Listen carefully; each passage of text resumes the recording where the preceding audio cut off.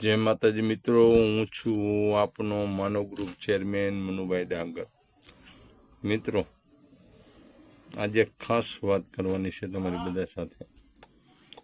વાત એમ છે કે આપણે ભગવાનનું સ્મરણ ભજન કરીએ છીએ ત્યારે લોકો એમ માને છે કે આપણે ઈશ્વર કે ભગવાન ઉપર કંઈ ઉપવાસ કરીએ છીએ, પણ એનો ખાસ હેતુ અત્યારે ધૂન ભજન આનું મહત્વ બહુ મનોરંજન માટે લઈ લેવામાં આવ્યું છે કે ભજન થતો હોય તો પૈસાની ઘેલસા, ડાયરાઓ અને અથાક મનોરંજન ઉપર બધાની પ્રેરણા આવી ગઈ છે.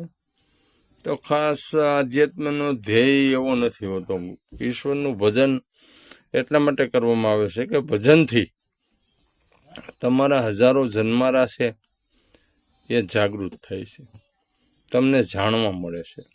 જેમ જેમ તમે ભજનમાં મન પરોશો, પછી જેને તમે માનતા હોય, જેની ઉપર શ્રદ્ધા હોય, જે નામનું તમારે સ્મરણ હોય, એને યાદ કરવાથી તમારા અનેક જન્મોની વ્યથા ખુલ્લી થશે.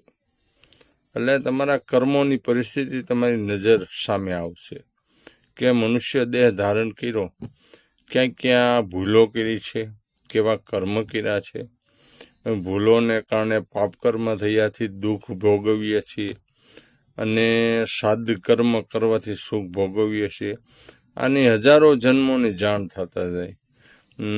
એમાં ખાસ સતયુગ, દ્વાપરયુગ, ત્રેતાયુગ અને ચારે ચાર યુગમાં, ટૂંકમાં ચારે ચાર યુગમાં આપણે અનેક જન્મો લઈને આવ્યા.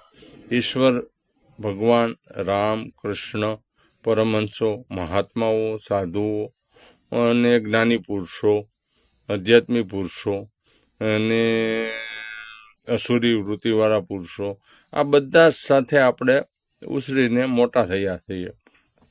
એમાં અનેક જન્મોમાં અનેક લોકો સાથે આપણા કર્મના સંબંધ છે. એ સંબંધોની જાણ માટે ઈશ્વર સ્મરણ છે કે ભગવાનનું તમે નામ સ્મરણ કરવાથી તમને ધીમે ધીમે તાજી થાય છે. એટલે ઘણા રઘવાયા થઈ જાય, ઘણા ગાંડા જેવા થઈ જાય, આવી પરિસ્થિતિ પણ માં મૂકે છે. ભજન તમને જાણ કરે છે. આવનારા સમયમાં કઈ રીતે તમે સદકર્મ કરી શકો એની પ્રેરણા મળે છે. એટલે ખરેખર આ યુગની અંદર ભજનનો ભાવાર્થ બહુ અલગ કરવામાં આવ્યો છે કે આમ કરવાથી, આમ કરવાથી, આમ કરવાથી ભજનથી સ્થિરતા સિદ્ધિ પ્રદાન થતી નથી. ભજનથી કર્મોનો ઉખડાટ થાય, જેથી જાણ મળે છે. એટલે ઘણા ભજનથી ગભરાય અને મોટા જ્ઞાનીઓ પાસે માર્ગદર્શન મેળવવા જાય છે. તો ખાસ સમજવા જેવી વાત, ઈશ્વર તો બધામાં છે. નિરંજન નિરાકાર વસવાટ કરતો આ પૃથ્વી ઉપર જેટલા જીવ જંતુથી માંડી અને તમામમાં ખુદ આપણા શરીરમાં આપણા સાથે વસેલો છે. એટલે ક્યારેય ખરાબ કે સારું કે એ ભાવર્થમાં એને લેવામાં બહુ મોટી ભૂલ કરીએ છીએ કે ઈશ્વર બધે છે. આપણા જ કર્મોના ફળ આપણી પાસે છે. એની જાણ માટે સ્મરણ, ભજન અને ભક્તિ. ભક્તિ એટલા માટે કર્મ સારું થયું તો એનું ફળ સુખમાં પરિણમે છે. એને પુણ્ય કર્મો કરે છે તો એનું સુખ મળે છે, પાપ કર્મનું દુઃખ મળે છે.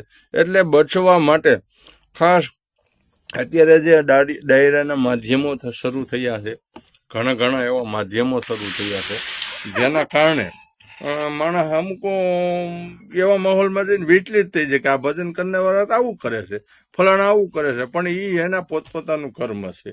બરાબર. ઘણા સત્ય માર્ગ, જ્યાં ધર્મ છે ત્યાં કદાચ ધર્મ ન હોઈ શકે, અને જ્યાં ધર્મ નથી, કર્મ જ છે ખાલી કે ભાઈ આ આવું કર્મ છે તોય આને ભગવાન મળ્યા. એવા અનેક સાધુ સંતોના દાખલા છે કે ભાઈ નાના વ્યવસાય ધંધા સાથે, કબીર સાહેબ વણાટકામ સાથે, રોહિદાસ સમારકામ સાથે, તો પોતાના કર્મ અમુક ગાયો ઢોરોની સેવા કરતે પોદરા સાણ ભર્યા હોય, છતાંય ભગવાન એને નજીક કેમ?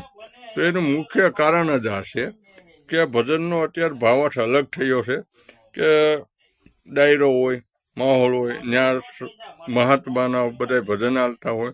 એ ભજનમાં એની વાણી છે, આપણે એની વાણીને સાંભળીએ છીએ, પણ સ્મરણ જે છે ને ઈશ્વરના નામનું, એ આપણને દરેક કાર્યોમાં સફળતા અપાવે છે. એટલે જીવનમાં માણસાઈ તરીકે જીવવું એનો ખાસ અર્થ જ એ છે, અને સફળતા એનો અર્થ જ આ જ છે ભજનથી તમને કર્મ કરવાની એક તાકાત સીધી મળે છે. એટલે ખાસ અત્યારના યુવાનો જે પસડાયા છે, ખાસ સમજવા જેવી એની માટે બાબત છે. મારા અનુભવની વાત કરું છું, અને બધાના સંતો મહાત્માનો નિચોડ કે ભાઈ સંતો પેન્ટ બુશર્ટમાં હોઈ શકે, અને રિયલ લાઈફમાં અત્યારના જનજીવનમાં પણ હરતા ફરતા પણ હોઈ શકે. સંત એટલે કે પોતે સાધવાનું કામ કરે છે, ઈશ્વર સાથે કાંઈક તાલમેલ. ઈશ્વરનું સાચું સત્ય છે એ તો ઘણા જાણ જ નથી, પણ કહેવાનો મારો મતલબ કે ભજનનો ડી અર્થ અટાણ થયો છે, ડાયરા લોક ડાયરા આ છે તે છે, તો ખાસ સ્મરણમાં ધ્યાન આપવું જોઈએ દરેક વ્યક્તિએ. અને આ જે માહોલમાં જે પસાર થઈને અમુક સંસારિક બમણા વલણમાં માણસો ઘૂસે છે, તો મારું ખાસ આજ તમારી માટે આત્મજ્ઞાન અધ્યાત્મજ્ઞાનની આ જ બાબતની ચર્ચા કે ભાઈ જીવો મોજથી જીવો, પણ જીવતા આ વાત તાજી રાખવાની કે આપણે આવ્યા છીએ ક્યાંથી અને જવાના ક્યાં છીએ. આનો ભેદ કોઈને ખબર નથી. બાકી આ શરીર ધારણ કર્યું, નામ ધારણ કર્યું, આ જિંદગીમાં આપણે જીવશું, બાળપણ, યુવાની, વયોવૃદ્ધતા, ગઢપણ, આ બધા પસાર કરીને આપણે સંસાર, પરિવાર, ગામ, શહેર, માહોલ, વ્યવસાય, આ બધા આટાપાટામાં ખાસ મહત્વની એક જ બાબત છે કે ભાઈ આવ્યા ક્યાંથી અને જવાનું ક્યાં છે. એની માટેનો જે તાર જે શોધવાની વાત છે એ કદાચ 100% એમ કહી શકાય છે કે બસ સ્મરણ જ છે, ઈશ્વરની પ્રક્રિયાનો એક અંશ જ છે. આ અંશને ધ્યાનમાં રાખી અને મારી નાની વાતને જરીક ધ્યાનમાં લેજો. જય માતાજી મિત્રો, હું મનુભાઈ, માનવગુરુ ચેરમેન, આપનો ખૂબ આભારી છું. જય માતા.